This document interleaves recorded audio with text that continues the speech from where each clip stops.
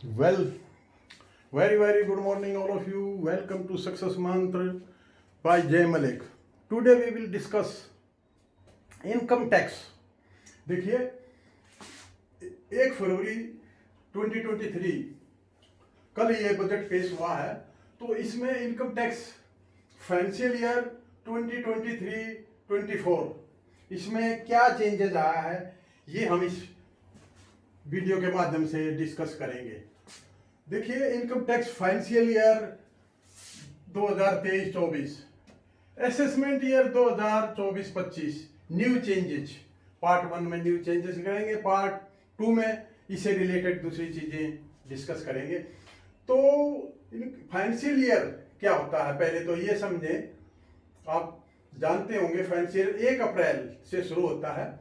जैसे ये 1 अप्रैल 2023 और मार्च 31 2024 तक ये फाइनेंशियल ईयर चलेगा।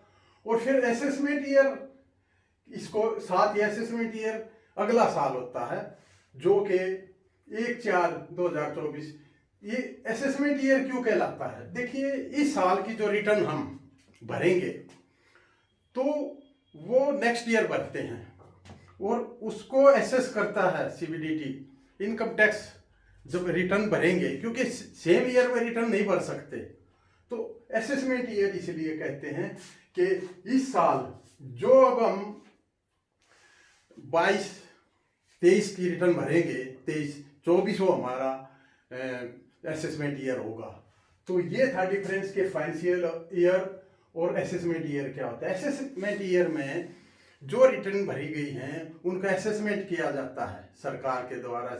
इनकम टैक्स डिपार्टमेंट असेस करता है कि जो रिटर्न भरी हैं कि तो क्या वो ठीक भरी हैं, नहीं भरी हैं, कितना रिवेन्यू आया, कितना इनकम हुई, कितने लोगों ने टैक्स, ये सारा असेसमेंट ईयर में जाके अगले साल होता है, इसलिए इसको असेसमेंट ईयर कहते हैं।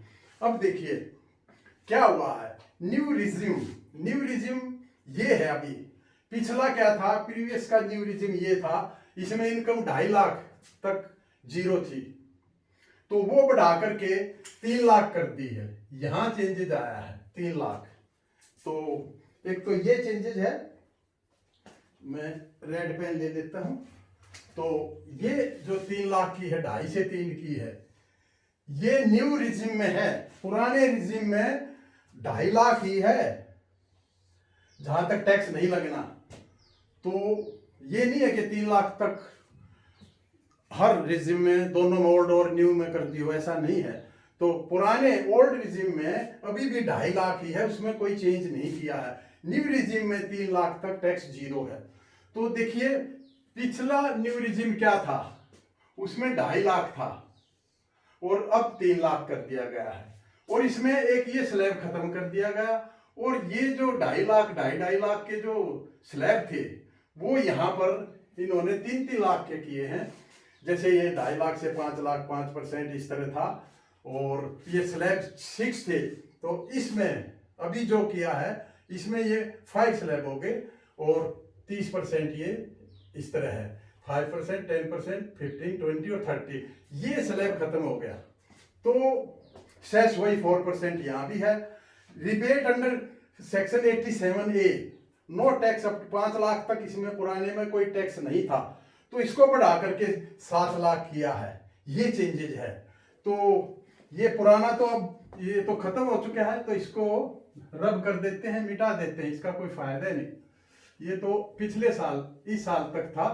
अब अगले साल जो 23-24 का जो बजट है उसमें ये काम नहीं करेगा, ये खत्म हो गए, ये चेंजेज आ गए इसमें। यहाँ पर देखिए ये यहाँ चेंज हो गए।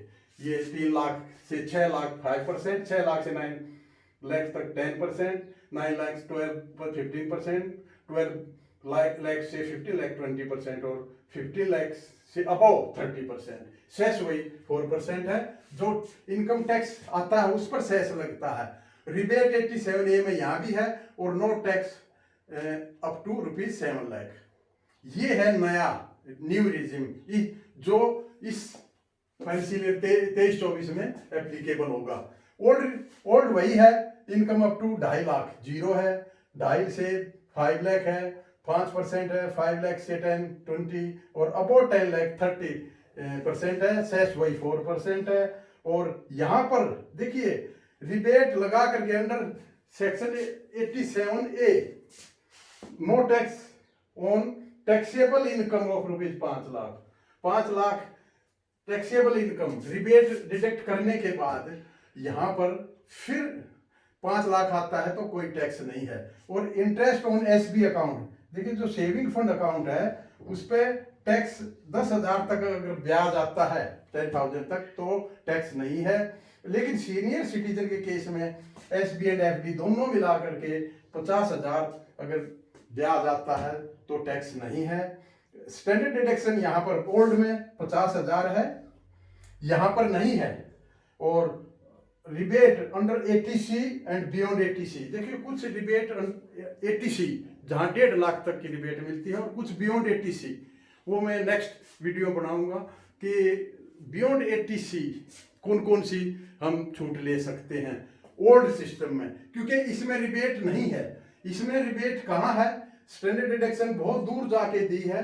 Standard deduction of rupees 50,000 available in new scheme if income 15.5 lakh से ऊपर इनकम है तो ये स्टैंडर्ड डिडक्शन है। इसमें और कोई न्यू रिजिम में कोई रिबेट अलाउड नहीं है, ओल्ड में सारी अलाउड हैं।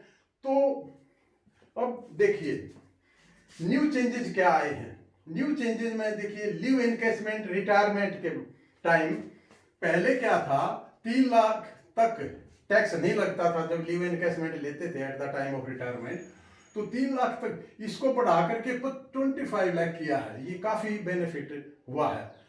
तो एक तो ये बड़ा 25 लाख तक कोई टैक्स नहीं लगेगा, उससे ऊपर अगर लीव एनकैशमेंट का अमाउंट आता है तो टैक्स लगेगा।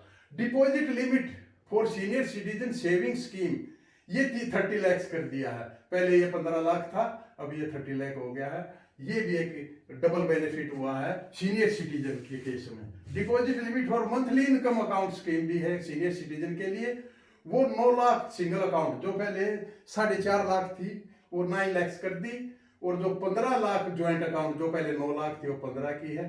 तो यहाँ सीनियर सिटीजन को यहाँ भी फायदा हुआ है, यहाँ भी फायदा हुआ है। तो 3 तो ये नए चेंजेस हैं।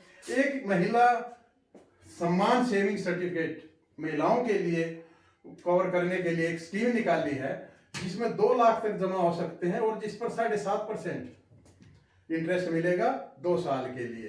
तो ये एक चौथा न्यू चेंजेस है। फिर the proceeds of LIC policy issued on और आफ्टर 1/4/23 के बाद अगर कोई पॉलिसी या एक या ज्यादा पॉलिसी भी है और उनका premium exceeds aggregate rupees 5 lakh annually, साल में 5 लाख से ऊपर अगर प्रीमियम जाता है तो उसका जो प्रोसीड होगा वो टैक्सेबल है at the time of maturity.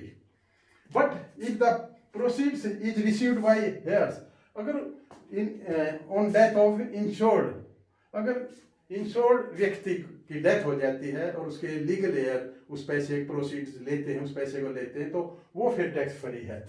और छठा क्या किया है, maximum rate surcharge cut to 25%, ये 37% से 25% कर दिया गया है।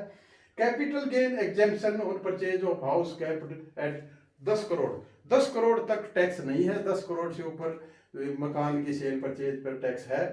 तो ये कैपिटल गेन एग्जेम्पशन है 10 करोड़ तक। पैन कार्ड, देखिए पैन कार्ड जो है ये अब कॉमन आइडेंटिफिकेशन बन जाएगा for government agencies, pan card is enough. फिर स्टैंडर्ड डिडक्शन, मैंने बताया था ना स्टैंडर्ड डिडक्शन जो है नई स्कीम में कहां पर जाके दी है, एक ही रिबेट मिलेगी, वो 50,000 की है। और वो कब है, जब किसी की इनकम 15.5 लाख से ऊपर हो गई तभी होगा, नहीं तो स्टैंडर्ड डिडक्शन नहीं मिलेगी। तो अब देखिए सरकार क्या चाहती है। अच्छा, इससे पहले मैं आपको ये रेट लिख देता हूं, सरचार्ज रेट, सरचार्ज के रेट क्या है। सरचार्ज रेट देखिए, above rupees 50 lakh 10% surcharge, above 50 lakh to rupees 1 crore, ये है 10%, above 1 rupees 1 crore to rupees 2 crore, ये 15% सरचार्ज है। रेट नए रेट आए हैं। और अबव 2 करोड़ ये जो है 25%, ये सरचार्ज के रेट हैं। देखिए, जब भी इनकम टैक्स कैलकुलेट करेंगे, पहले सेस लगेगा, वो उस पर जुड़ेगा, फिर सरचार्ज लगता है। तो 50 लाख से ऊपर 1 करोड़ तक 10% सरचार्ज है, और 1 करोड़ से 2 करोड़ 15%, और 2 करोड़ से ऊपर 25%। ये पहले 25% ये कैप्ड कर दिया, मतलब पहले 37% था, तो ये 25% किया है। तो ये सरचार्ज के रेट हैं। तो देखिए, हम ये हो गया स्टैंडर्ड डिडक्शन, ये मैंने बताया। तो देखिए, अब हमने ये देखना है सरकार क्या चाहती है। सरकार ये चाहती है कि ओल्ड स्कीम में रिबेट हैं, तो सरकार चाहती है कि लोग न्यू स्कीम में शिफ्ट करें, लेकिन इसीलिए इसको 5 लाख से 7 लाख रिबेट, 7 लाख तक टैक्स नील किया है कि लोग इसमें पुरानी स्कीम से नई स्कीम आए। ये सरकार की मंशा है। वो चाहते हैं कि जिन लोगों की इनकम बहुत कम है, जैसे 7 लाख के दायरे में कौन आएंगे, वो लोग जिनकी इनकम 50, 55, 60 हजार पर मंथ होने में भी 7 लाख से ऊपर चली जाती है। और देखिए, अगर 7 लाख से 1 रुपया भी ऊपर गया तो इसके हिसाब से ये कैलकुलेट होगा। अब आप सोचेंगे, जब 7 लाख तक टैक्स नील है तो ये रेट देने का क्या फायदा। इसका ये फायदा है, अगर 7 लाख से ऊपर 1 रुपया भी इनकम एक्सीड करी तो फिर ये रेट होगा। और अगर 7 लाख से 1 रुपया भी ऊपर हुआ तो 26 हजार रुपए के लगभग टैक्स लग जाएगा। तो ये सिर्फ उन लोगों के लिए है जो नए एम्प्लॉय हैं, जिनकी सैलरी कम है और जो शेविंग नहीं कर सकते स्टार्टिंग में, तो उनके लिए तो है। लेकिन पुरानी स्कीम में क्या है, इस पुरानी स्कीम में दो प्रॉफिट है। नंबर 1 तो एक सेविंग हैबिट पैदा करती है कि बचत होती है जब शेविंग करते हैं। फिर एक दूसरे रिबेट, टैक्स में रिबेट लेते हैं। जैसे किसी ने मान लिया हाउसिंग लोन ले रखा है, LIC पॉलिसी ले रखी है, तो अब वो इसमें कैसे शिफ्ट करेगा न्यू रिजिम में, क्योंकि उसने रिबेट लेनी है और वो अभी ले चुका है, LIC पॉलिसी उसने भरनी है। तो हाउसिंग लोन में देखिए, एक तो होता है लोन कंपोनेंट, एक होता है इंटरेस्ट।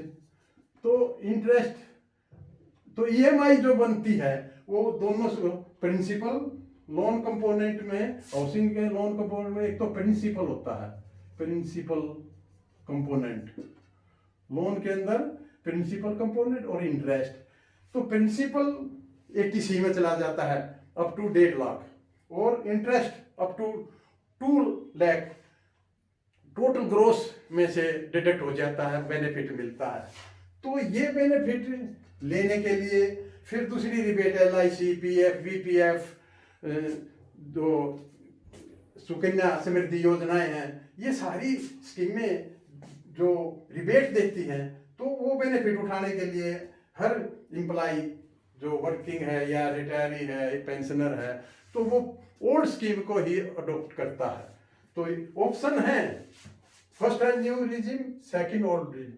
लेकिन ओल्ड और न्यू रिजिम में फर्क यही है कि ये एक तो सेविंग इसके थ्रू हो जाती है, दूसरे टैक्स बचता है, और जो लोग पहले से इसमें आ चुके हैं, जिन्होंने हाउसिंग लोन लिया है, हाउसिंग लोन लेने से उसकी प्रॉपर्टी भी बनी है, टैक्स भी बचा है, तो वो अब इसमें कैसे शिफ्ट करेगा, और उसकी सैलरी भी ठीक है।